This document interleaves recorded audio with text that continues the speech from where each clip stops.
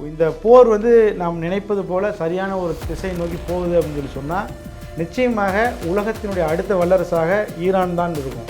இன்றைக்கு அமெரிக்கா இருக்கக்கூடிய நிலைமைக்கு ஈரான் வருவதற்கான வாய்ப்புகள் நிறையா இருக்குது. ஏன்னா இந்த போரில் வந்து அவர்கள் யார் அப்படிங்கிறத காட்டிட்டாங்க. இன்றைக்கி உலகத்துக்கு வந்து நாங்கள் தான் ஆயுதம் விற்போம், எங்களோட ஆயுதம் தான் தரமானவை, எங்கள் ஆயுதத்தை வந்து யாராலையும் வீழ்த்த முடியாதுன்னு சொன்ன அமெரிக்கா இன்றைக்கு வந்து அமெரிக்காவினுடைய ஆயுதம் செஞ்சு மிகப்பெரிய அளவில் பின்னடைவு சந்திச்சிருக்கு. அமெரிக்காவுடைய F-35 விமானத்தை வீழ்த்தியிருக்கிறாங்க. ஈரான் வந்து வீசக்கூடிய ஏவுகணையில் தடுக்கக்கூடிய டிஃபென்ஸ் சிஸ்டமே இல்லை அப்படிங்கிற ஒரு நிலை வந்திருக்கு. ஏன்னா ஈரானிடம் இல்லாத வளமே கிடையாது. பல அரபு நாடுகளில் உள்ள வளங்களை மொத்தமாக சேர்த்தா ஈரான் ஒரே நாட்டில் இருக்குது. அவ்வளவு எண்ணெய் வளம் இருக்குது, இயற்கை எரிவாயு வளம் இருக்குது, மிகப்பெரிய நிலப்பரப்பு, குறைவான மக்கள் தொகை, எல்லாமே இருக்குது.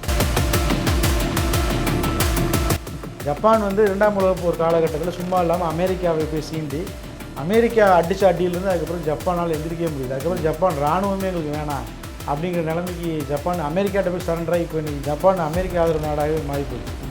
அந்த அடித்த அடி அந்த மாதிரி. அதே போல் இன்றைக்கு வேண்டாம் வேணான்னு சொல்லக்கூடிய ஈரானை போய் வம்பாய்வர்கள் போய் வம்பிழுத்து இன்றைக்கு மிகப்பெரிய அடியை வாங்கி எப்படி வந்து ஜப்பான் வந்து நான் என் வேலையை மட்டும் தொழிலை மட்டும் செஞ்சுட்டு செல்ஃபோன் மொபைல் ஃபோனில் உற்பத்தி செஞ்சு நான் பாட்டுக்கு இருந்துக்கிறேன் அப்படின்னு சொல்லி போனாங்களோ அதே நிலையை நோக்கி இன்றைக்கி அமெரிக்கா போக போகுது. அமெரிக்கா எப்போ டவுன் ஆகும்னு சொல்லி ரஷ்யா, சீனா மாதிரியான நாடுகள் பார்த்துட்டு இருக்கிறாங்க. இன்றைக்கி அமெரிக்காவை அவர்களால் எதுவுமே செய்ய முடியல. எப்படா அமெரிக்காவினுடைய கரம் வந்து கொஞ்சம் கீழே வந்து போகும், டவுன் ஆகும் அப்படின்னு இவங்கெல்லாம் பார்த்துட்டு இருக்கிறாங்க. அப்படி டவுன் ஆகிடுச்சு, அமெரிக்கா அங்கே அடி வாங்க ஆரம்பிச்சிட்டுன்னு தெரிஞ்சிச்சு. அதோடு வந்து சைனாவும் ரஷ்யாவும் என்ன செஞ்சுருவாங்கன்னா ஒரேடியாக கதையை வந்து முடிச்சிடுவாங்க. இன்றைக்கி இருக்கிற துருக்கி ஒட்டோமான் எம்பையர் அப்படிங்கிற பேரில் உலகத்தையே ஆட்சி பண்ணாங்க. கிரேட் பிரிட்டன் சூரியன் மறையாத நாடுன்னு சொல்லி அவ்வளோ பெரிய அளவில் ஆட்சி பண்ணாங்க. ஃப்ரான்ஸு அவ்வளோ பெரிய அளவில் ஆட்சி பண்ணாங்க. அதற்கு முன்பு நம்ம ரோம பேரரசு, பாரசீக பேரரசு, இது சோவியத் யூனியன் உலகத்தில் மிகப்பெரிய அளவில் ஆட்சி பண்ண லேட்டஸ்ட்டாக ஒரு பெரிய பேரரசு அப்படின்னா அது ரஷ்யாவுடைய சோவியத் யூனியன். இப்படி எத்தனையோ பேரரசுகள் வந்து இருந்திருக்கிறாங்க. ஒவ்வொருத்தருக்கும் ஒரு எக்ஸ்பைரி டேட் இருக்குது. எனவே அமெரிக்கா வந்து தொடர்ந்தெல்லாம் அவர்கள் வல்லரசாக இருக்க முடியாது. நிச்சயமாக காலம் மாறும். நவரஸ் சேனல் நேயர்களே, இந்த விஷயத்தை பேசவும் முடியல, பேசாமல் இருக்கவும் முடியல. இஸ்ரேல் ஈரான் போரை பற்றி கடந்த ஒரு வார காலமாக பேசி கொண்டு வரோம். இதை பற்றி தொடர்ந்து இன்றைய நிலவரம் மற்றும் அதோடைய விஷயங்களை பற்றி விரிவான முறையில் ஊடகவியலாளர் திரு முகமது இஸ்மாயில் அவரிடத்தில் கேட்டு தெரிஞ்சுக்கலாம். வாங்க. Hi sir. ஆசிக், நல்லா இருக்கீங்களா? நல்லா இருக்கேன் சார். நீங்கள் எப்படி இருக்கீங்க? நல்லா இருக்கேன் சார். இப்போ நம்ம இந்த கடந்த ஒரு வார காலமாக இஸ்ரேல் ஈரானுடைய போரை பற்றி நம்ம இதை பற்றி இன்றைய நிலவரம் அது மட்டும் அதோடைய விஷயங்களை பற்றி நம்ம விரிவான முறையில் நேர இடத்துல நான் சொல்லுங்கள். அதாவது வந்து 2 முக்கியமான விஷயங்களை ஃபஸ்ட் நம்ம பார்க்கலாம். ஒன்று வந்து ஈரான் நேற்று இஸ்ரேலை தாக்கிய விதம், கிளஸ்டர் குண்டுகளை பயன்படுத்தியதாக ஒரு தகவல் வெளியாகி இருக்கு. அடுத்ததாக வெள்ளிக்கிழமை காலையில் மைக்ரோசாஃப்ட் அலுவலகம், அதே போல் ரஃபேல் ஆயுத அலுவலகம், அதே போல் இஸ்ரேலினுடைய மிலிட்ரி இன்டெலிஜென்ஸ் கம்யூனிகேஷன் அலுவலகம், இது எல்லாமே ஒரே இடங்களில் ஒரு பெரிய ஹப்பாக ஒரு இடத்துல இருக்குது, பீர் சபா அப்படிங்கிற இடத்துல. அதனை குறிவைத்து வெள்ளிக்கிழமை காலையில் இஸ்ரேல் ஈரான் வந்து தாக்குதல் நடத்தியிருக்கிறாங்க. இதில் வந்து ஈரான் மறைமுகமாக என்ன சொல்ல வராங்க அப்படின்னா, வெறும் இராணுவ இலக்குகளை மட்டும் தாக்குவோம் அப்படின்னு நினச்சிக்காதீங்க. யாரெல்லாம் இஸ்ரேலுக்கு உடந்தையாக இருக்கிறார்களோ, இஸ்ரேலை யாரெல்லாம் வலிமைப்படுத்துகிறார்களோ, இஸ்ரேலினுடைய இராணுவத்திற்கு யாரெல்லாம் தொழில்நுட்ப உதவிகளை செய்கிறார்களோ அவர்களையும் தாக்குவோம். அப்படி தாக்குனா என்ன நடக்குங்கிறத நீங்களே யோசிச்சு பாருங்கள் அப்படிங்கிறத மறைமுகமாக சொல்லியிருக்கிறாங்க. இந்த கிளஸ்டர் குண்டுனா என்ன, அது எப்படிப்பட்ட வகை? கிளஸ்டர் குண்டு அப்படிங்கிறது வந்து ஈரான் பயன்படுத்திய இந்த கிளஸ்டர் குண்டு அப்படிங்கிறது என்னென்னு தான் நம்ம பார்க்கணும். ஏன்னா பல நாடுகளும் கிளஸ்டர் குண்டுகளை பயன்படுத்துகிறாங்க. அது ஒவ்வொன்றும் ஒவ்வொரு மாதிரி சொல்கிறாங்க. ஈரான் பயன்படுத்திய இந்த ஏவுகணை அப்படிங்கிறது வந்து அதாவது வழக்கமாக ஒரு ஏவுகணை வந்துச்சுன்னு சொன்னால் இந்த இஸ்ரேலினுடைய அயன்டோம் போய் அந்த ஏவுகணை தாக்கி நடுவானத்தில் அழிச்சிரும். அந்த டெப்ரிஸ் எரிஞ்சு சாம்பல் தான் கீழே விழுகும். இதுதான் வந்து வழக்கமாக நடக்கக்கூடிய விஷயம். பெரும்பாலும் இஸ்ரேல் என்ன செய்வாங்க அப்படின்னு சொன்னால், இஸ்ரேல் எல்லைக்குள்ளே வர்றதுக்கு முன்னாடியே அடிச்சிருவாங்க. அப்படி அடிச்சிட்டாங்கன்னு சொன்னால் அது இஸ்ரேல் எல்லைக்குள்ளேயே வராது. பெரும்பாலும் கடற்பகுதிகள், பாலைவனங்கள் அங்கெங்கன்னு சொல்லி அந்த டெப்ரிஸ்லாம் விழுந்துடும். அப்போ பெருசாக பாதிப்பு இருக்காது.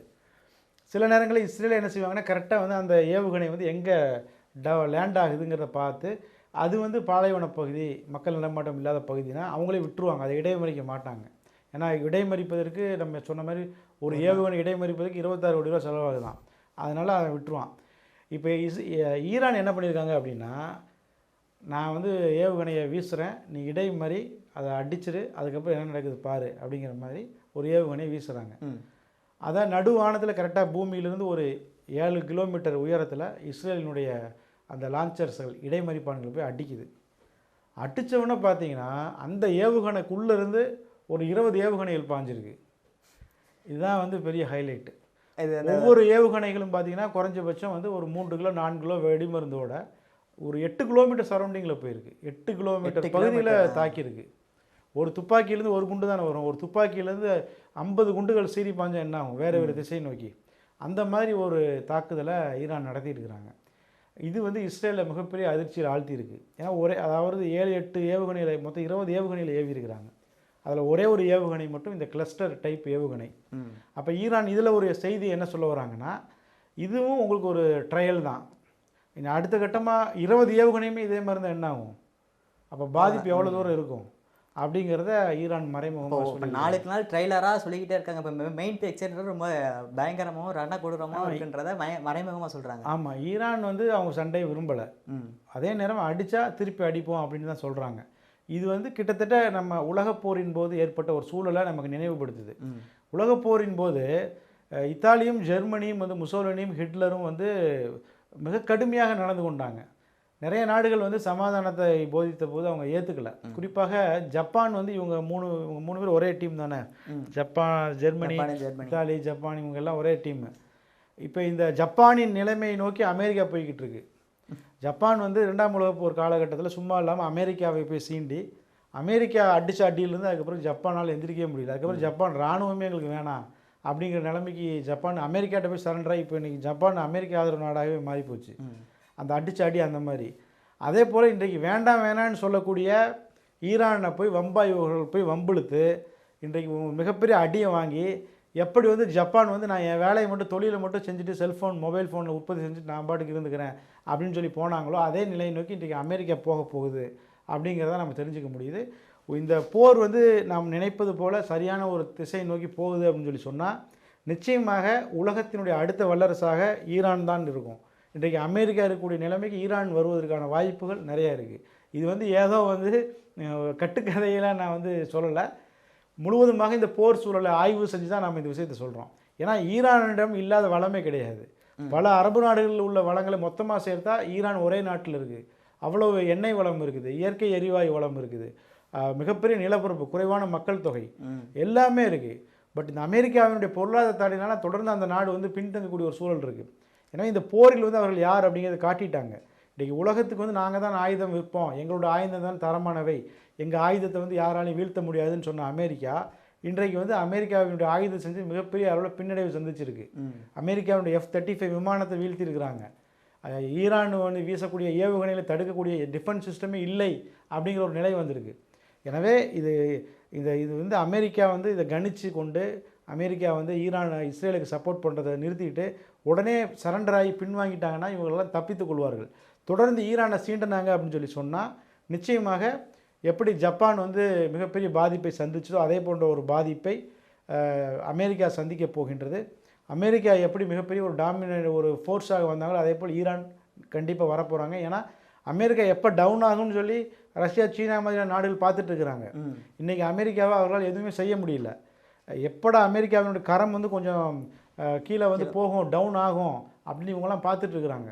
அப்படி டவுன் ஆகிடுச்சு, அமெரிக்கா அங்கே அடி வாங்க ஆரம்பிச்சிட்டுன்னு தெரிஞ்சிச்சு, அதோடு வந்து சைனாவும் ரஷ்யாவும் என்ன செஞ்சுருவாங்கன்னா ஒரே அடியாக கதையை வந்து முடிச்சிருவாங்க. எனவே வந்து ஏன்னா உலகத்தை வந்து ஒவ்வொரு காலகட்டத்தில் ஒவ்வொரு இனங்கள் ஆட்சி செஞ்சுருக்கிறாங்க. இன்றைக்கி மங்கோலியா உலக வரைபடத்தில் எங்கே இருக்குன்னே தெரியாது. சரிங்களா, மங்கோலியாவில் வந்து இன்றைக்கி என்ன இருக்குது, அங்கே இப்போ யார் ஆட்சி பண்ணுறா எதுவுமே தெரியாது. ஆனால் அந்த மங்கோலியா உலகத்தையே ஒரு காலத்தில் ஆட்சி பண்ணாங்க. இன்றைக்கி இருக்கிற துருக்கி ஒட்டோமான் எம்பையர் அப்படிங்கிற பேரில் உலகத்தையே ஆட்சி பண்ணாங்க. கிரேட் பிரிட்டன் சூரியன் மறையாத நாடுன்னு சொல்லி அவ்வளோ பெரிய அளவில் ஆட்சி பண்ணாங்க. ஃப்ரான்ஸு அவ்வளோ பெரிய அளவில் ஆட்சி பண்ணாங்க. அதற்கு முன்பு நம்ம ரோம பேரரசு, பாரசீக பேரரசு, சோவியத் யூனியன் உலகத்தில் மிகப்பெரிய அளவில் ஆட்சி லேட்டஸ்ட்டாக ஒரு பெரிய பேரரசு அப்படின்னா அது ரஷ்யாவினுடைய சோவியத் யூனியன். இப்படி எத்தனையோ பேரரசுகள் வந்து இருந்திருக்கிறாங்க. ஒவ்வொருத்தவங்களுக்கும் ஒரு எக்ஸ்பைரி டேட் இருக்குது. முகலாய பேரரசு சரிங்களா, முகலாய பேரரசு கிட்டத்தட்ட நம்ம இந்தியாவில் வந்து ஆப்கானிஸ்தான் வரைக்கும் அந்த மத்திய ஆசியாவில் ஒரு 800 அவ்வளோ ஆண்டு காலம் பகுதியில் வாழ்ந்தாங்க. ஆட்சி பண்ணாங்க. எனவே ஒவ்வொரு பேரரசுக்கும் ஒரு எக்ஸ்பைரி டேட் இருக்குது. எனவே அமெரிக்கா வந்து தொடர்ந்தெல்லாம் அவர்கள் வல்லரசாக இருக்க முடியாது. நிச்சயமாக காலம் மாறும். அது நம்ம பார்த்து கொண்டு இருக்கும்போதே மாறுமா அப்படிங்கிறது தான் கேள்வி. சார் இப்போ நான் ஒரு காட்சியை பார்த்தேன். அது எப்படின்னா சொல்லவே முடியாத ஒரு காட்சியாக இருந்துச்சு. இப்போ இஸ்ரேலுக்கும் ஈரானுக்கும் சண்டை நடந்துட்டு இருக்கும் போதே இஸ்ரேல் வந்து காசா மேலே தொடர்ந்து தாக்குதல் நடத்திக்கிட்டே தான் இருக்காங்க. அதே போல் இன்றைக்கி ஒரு காட்சியை பார்க்கும்போது ஒரு குழந்தை வந்து சாப்பிட எதுவுமே இல்லாமல் மண் அள்ளி தின்கிற ஒரு காட்சியை பார்க்க முடிஞ்சுச்சு.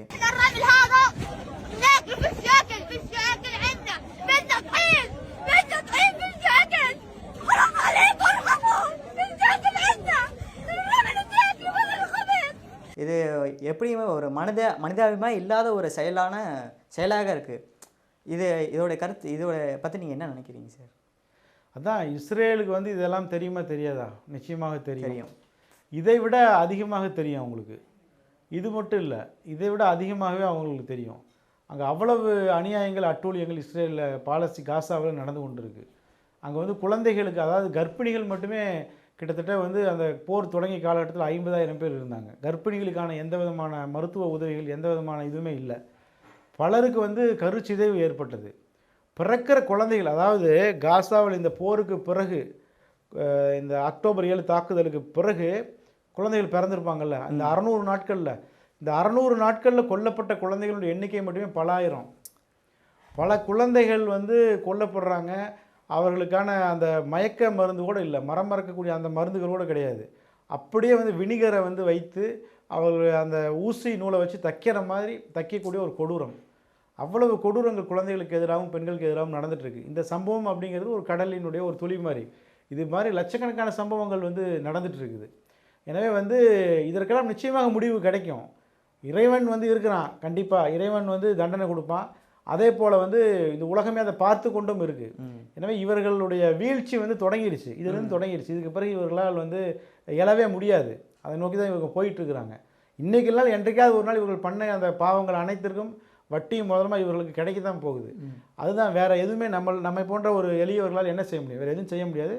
நிச்சயமாக அதற்கான சந்தர்ப்பத்திற்காக தான் நாம் காத்திருக்கணும். ரொம்ப விரிவான முறையில் விளக்கமாக சொன்னீங்க சார். ரொம்ப நன்றி சார். நன்றி ஆசிக்.